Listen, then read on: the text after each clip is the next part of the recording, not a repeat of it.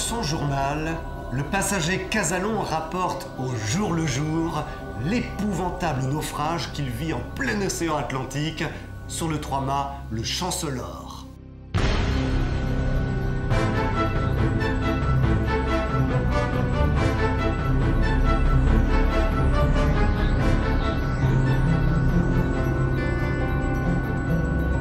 Le 15 février 1871, Jules Verne annonce dans une lettre à son éditeur Hetzel « Je vous apporterai donc un volume d'un réalisme effrayant.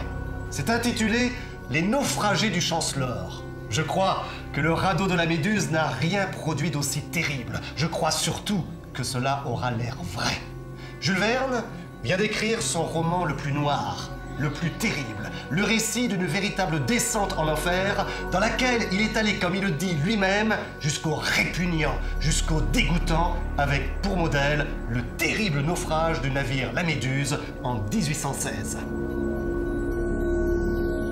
Le livre commence avec le départ d'un voilier de commerce, le Chancellor, qui, avec une cargaison de coton, fait la traversée de Charleston aux États-Unis à Liverpool en Angleterre. Le Chancellor est un beau et solide trois-mâts de 900 tonneaux, doublé et chevillé en cuivre. Profitant du voyage, 8 passagers sont à bord. Parmi ces passagers se trouve J.R. Cazalon. Il est le personnage central de l'incroyable aventure qui va se dérouler pour la bonne raison que c'est à travers son récit que nous allons petit à petit découvrir les différents événements qui vont rythmer ce voyage. Le roman, écrit au présent, nous donne de plus le sentiment que nous lisons ce récit par-dessus les épaules de Cazalon au moment même où il est en train de l'écrire. Il écrit « Je rédige ces notes jour par jour, et au moment même où j'écris, je n'en sais pas plus que ceux qui lisent ce journal, si ce journal doit jamais trouver de lecteur. » Très rapidement, dans les jours qui suivent le départ de Charleston, le capitaine du Chancellor, John Silas Huntley, a un comportement étrange. La route qu'il donne à son navire n'est en effet pas habituelle. Progressivement, le capitaine se révèle être pris de folie. Le Chancellor est entraîné sous des latitudes trop au sud.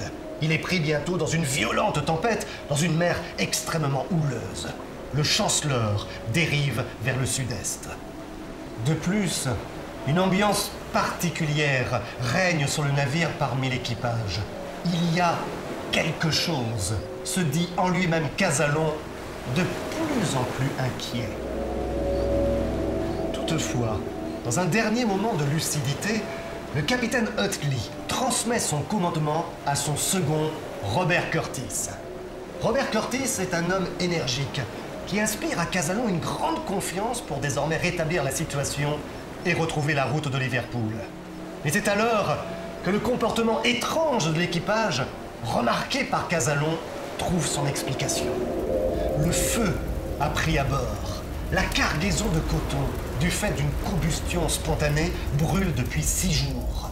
Pour ne pas paniquer les passagers, le secret avait été jusqu'alors gardé. Depuis 6 jours, l'équipage tente par tous les moyens, à défaut de pouvoir l'éteindre, de calfeutrer l'incendie dans la cale, en fermant toutes les ouvertures et en arrosant en permanence le pont. Robert Kurtis décide de porter son navire vers les terres les plus proches, aux Petites Antilles.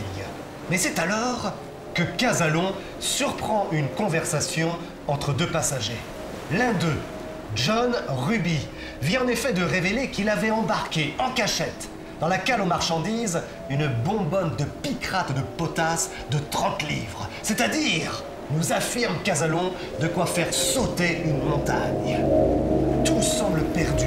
Les flammes disloquent le pont du navire qui se transforme en une torche dérivant sur l'océan.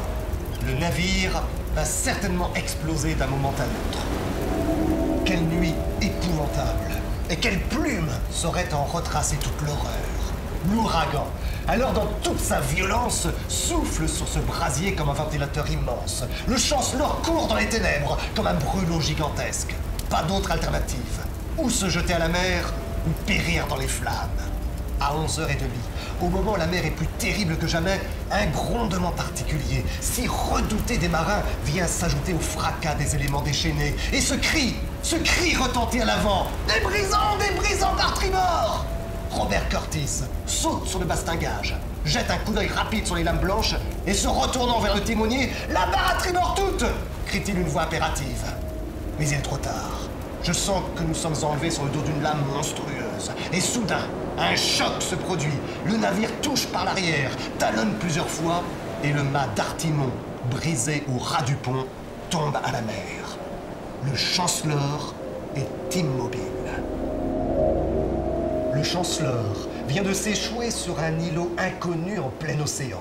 L'eau s'engouffre dans la cale du navire et étouffe l'incendie. Ils sont momentanément sauvés et profitent de cet échouage pour réparer le Chancellor, tant bien que mal. Le Chancellor est remis à flot en profitant de la marée haute, mais il est désormais dans un petit bassin naturel et sa sortie est bloquée par une barrière de rochers. Il faudra profiter d'une marée de nouvelle lune qui se trouve être l'une des plus considérables de l'année, mais il sera également nécessaire de faire sauter cette barrière de roches.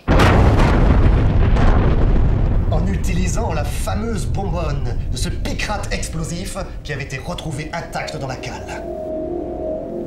Mais après avoir quitté l'îlot, les réparations se révéleront bien vite être insuffisantes. L'eau s'engouffre et le voilier s'enfonce petit à petit dans l'océan. Dans la nuit, Cazalon distingue, grâce au reflet de la pleine lune, le canot du Chancellor s'éloigner. En effet, l'un des passagers, Monsieur Keir, est en train de fuir. Cet Américain, ayant fait de gros bénéfices dans l'exploitation de sources de pétrole, ignoble personnage qui paraît être plutôt enrichi que riche, abandonne sa femme mourante. Avec l'ancien capitaine Utley et 3 matelots, soudoyés par une forte somme d'argent, il a volé le seul canot qui restait. Le Chancellor s'engloutit dans les eaux tumultueuses de l'océan. L'équipage, avec les passagers, s'est réfugié sur un radeau construit en toute hâte. Durant des semaines, il dérive sur l'immense océan désert. Des dissensions deviennent de plus en plus visibles au sein des membres de l'équipage. Robert Kurtis arrive cependant à maintenir l'ordre et impose un régime et une distribution calculée des vivres. Malgré une pêche miraculeuse, les vivres vont vite devenir insuffisantes. Les souffrances de la faim et de la soif deviennent de plus en plus violentes. Le radeau subit de plus une tempête terrible et plusieurs vagues submergent la frêle embarcation, emportant l'un des barils de provisions.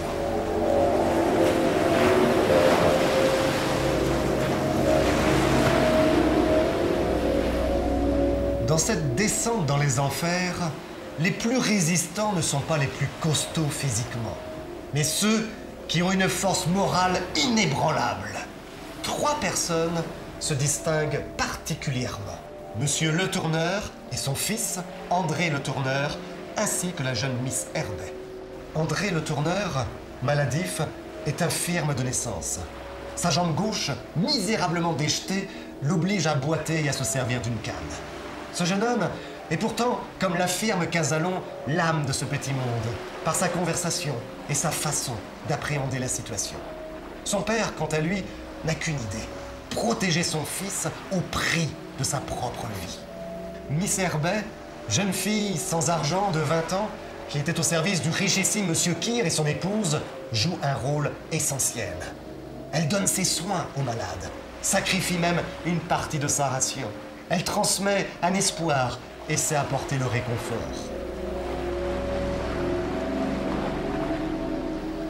Jules Verne va très loin dans la description de cette tragédie. Plusieurs membres de l'équipage tombent dans une violence extrême et veulent massacrer leurs compagnons pour assouvir leur faim.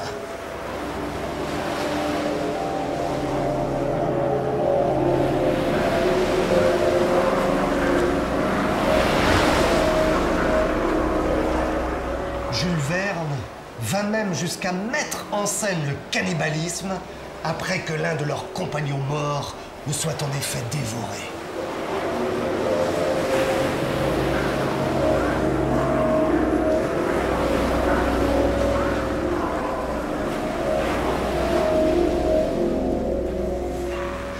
soir, Jacques Strop, en poussant des hurlements, se jette sur ses compagnons pour les dévorer. Mais soudain, sa rage se tourne contre lui-même. Il se déchire le corps et s'élance à la mer où il disparaît, déchiqueté par les requins. Publié en feuilleton dans le grand quotidien Le Temps en décembre 1874 et janvier 1875, ce roman est un véritable chef-d'œuvre du suspense. Jusqu'au bout, Jules Verne tient en haleine son lecteur, arrivant à repousser à chaque chapitre une fin tragique qui semble pourtant inéluctable. Mais au fait, qui est J.R. Kazallon? D'où vient-il? Pour quelle raison traverse-t-il l'Atlantique? Jules Verne ne nous donne aucune indication. À vrai dire, ce personnage n'a rien d'extraordinaire. Son comportement n'a rien d'héroïque, mais c'est à travers ses yeux que nous vivons l'aventure la plus terrifiante de Jules Verne. Il semble toutefois que Jules Verne se soit inspiré d'un personnage réel, Antoine-Marie Rémy Chazallon. Homme politique, français, Chazallon est avant tout un scientifique de haut niveau. Il est l'un des plus grands spécialistes du phénomène des marées, le père du premier réseau marégraphique de France et est à l'origine de l'annuaire des marées. Or, les phases lunaires et les marées qui en résultent sont justement régulièrement décrites dans le récit par Kazallon et sont plus d'une fois un élément essentiel. Si le roman Le Chanceleur est un roman où la science et la technique sont absentes, la question du niveau de l'eau est omniprésente. Mais comment se termine l'errance de ce radeau sur l'océan sans plus rien à manger ni à boire? Pour le savoir, il faut attendre les toutes dernières pages où lors d'un combat, Kazallon tombe à la mer. Il va mourir, suffoquant par l'eau qu'il avale. C'est alors qu'il s'aperçoit que c'est en fait de l'eau douce. Cette eau douce, c'est un courant. Et il existe réellement. Vous en découvrirez l'origine en lisant ce roman jusqu'à la fin.